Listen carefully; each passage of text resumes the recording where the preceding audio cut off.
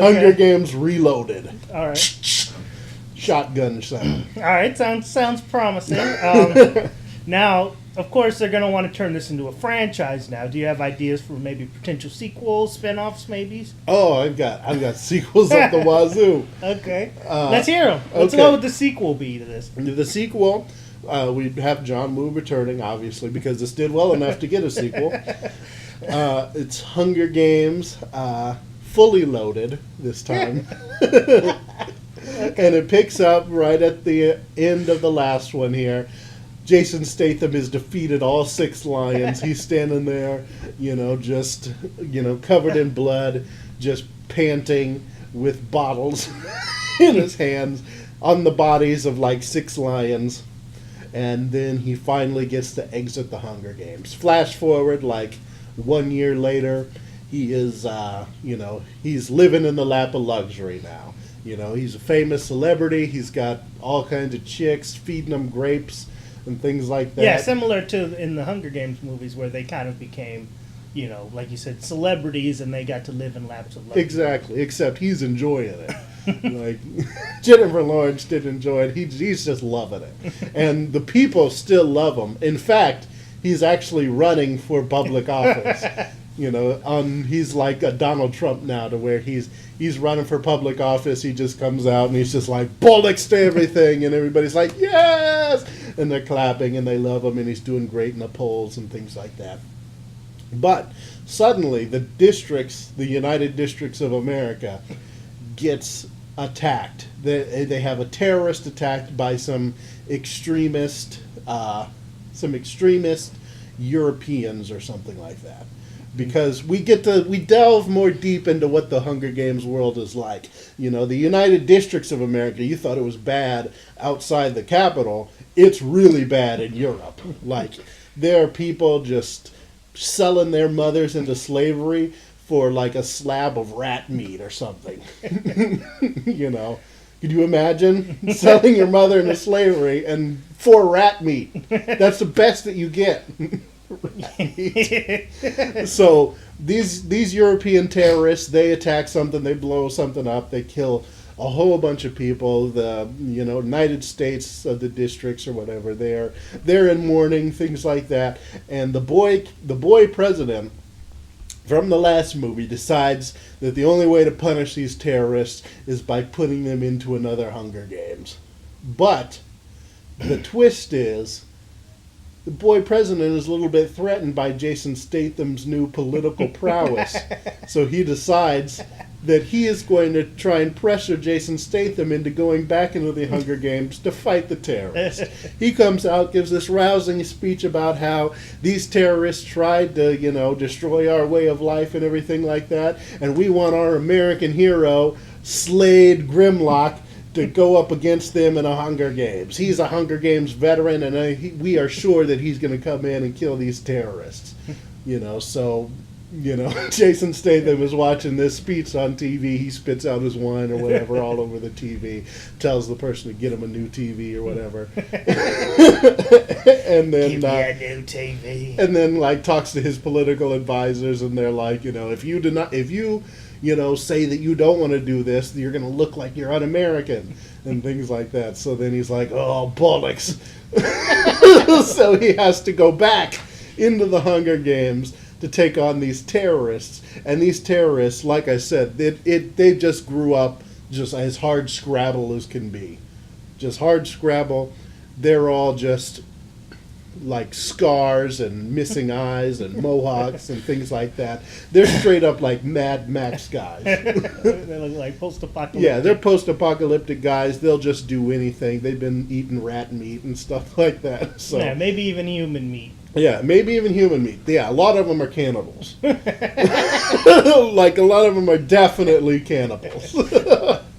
So Jason Statham has to go in and fight these horribly dangerous guys that will do anything to kill him.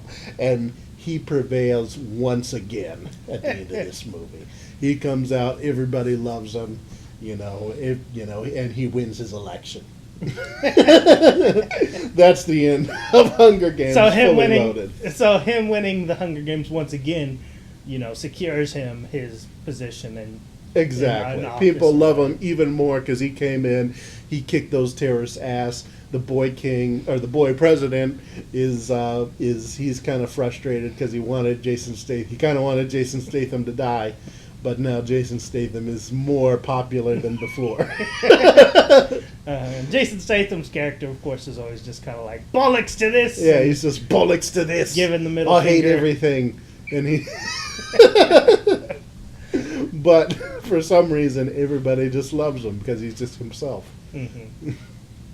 So that's 2. Now number 3 is going to be a lot more political. Okay. So it's eventually becoming more of a political thriller, I suppose, maybe? A little bit more political thriller. Now let me set this up. The boy president, Peter's little brother Jiminy, throughout most of the second, maybe even some of the first movie, we see, every time we see him, he has this 9-foot tall, just giant bodyguard. Okay.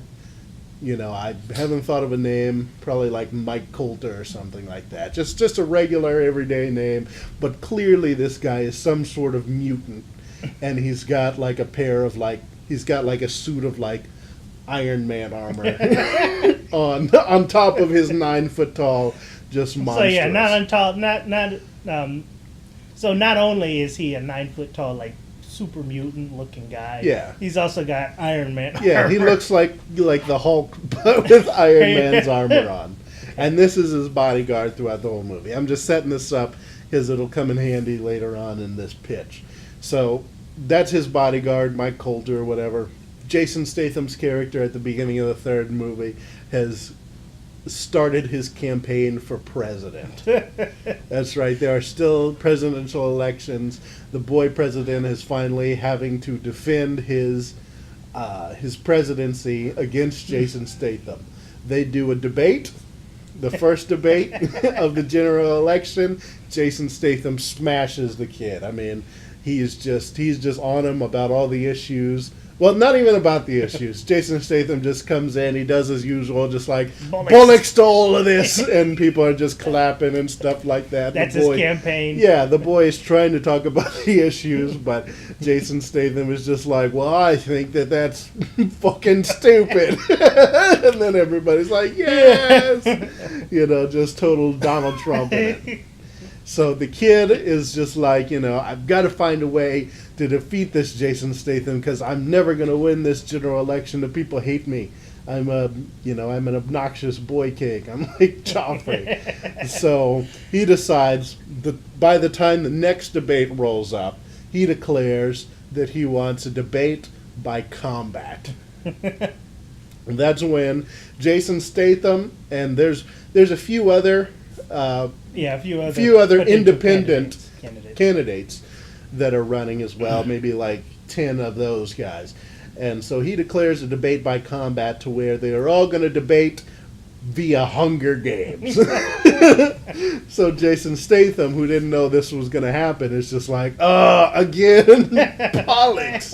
This is the third time he's got to enter the Hunger Games, but he does it anyways. He figures, what's the worst can happen? I'm fighting a bunch of old politicians and a boy or whatever. So he goes in, he enters the Hunger Games, he walks out, he sees all the other old men, but instead of the boy king, we see Mike Coulter, the giant mutant armored bodyguard of the boy king. And the boy king is like, you know, you can't expect me to fight him, just a boy. I chose a champion. I chose him as my champion in this debate. So Jason Statham and all of the other candidates are just like, fuck. So Jason Statham, you know, they're standing on those platforms. It goes like 3, 2, 1. Jason Statham is eyeing the mutant guy. The mutant guy is eyeing Jason Statham. Jason Statham, as soon as he hits one, he starts running towards the weapons in the middle. While he's doing that, the monster just grabs like 3 other candidates and just smashes them together into like a bloody paste just instantly. And just like within 30 seconds, he has killed everybody except Jason Statham. There was 10 people in this Hunger Games. They're all dead. They've all had their heads smashed in, things like that, by this horrible mutant. And Jason Statham is just like, heck. And he just throws the twin Desert Eagles. You know, he doesn't even go for him. He runs out in the woods away from him. This guy chases Jason Statham. Not chases, because he's not walking fast. He's just walking slowly. Yeah, he's obviously... just like a big lumbering Frankenstein. He's just pushing trees over. Yeah, he knows that I'm going to be able to kill him eventually. Yeah, he's just walking towards him like the Terminator. I would probably have him be voiced by the dude that played Worf. Michael Dorn. Michael Dorn. Because I think Michael Dorn would have that woodenness to be able to portray like a cold killer. Okay. So he's just like, I'm coming for you. And he's just pushing over trees and things like that. Jason Statham is just like, there's nowhere to hide. So eventually, you know, through the movie, you know, he finds a way to prevail. Maybe he fights dirty or something like that. Throw some sand He in his throws face. the sand in his face, something like that. He fights dirty, eventually defeats this Frank Horrigan, wins the debate, goes on to win the general election. The Boy King is cast out back into the districts or whatever. Jason Statham is now the president. He moves into the White House. Maybe at the very end, he's got like a press conference, and they're all like, you know, oh, Jason Statham, now that you're president, are you going to, you know, do away with the Hunger Games? And he's just like, I don't care, as long as I don't have to do them anymore. And that's just the end. Maybe you have a Katniss cameo or something somewhere. Katniss is watching it and shaking her head. Yeah, she's like, what happened? She's like, this is what my revolution was for. So, what's this one titled? You had, this Hunger one Games is the Reloaded. final round. Final round? Yep, the final round. So it's Hunger Games Reloaded, Hunger Games Fully Loaded, and Hunger Games the final round. Yep.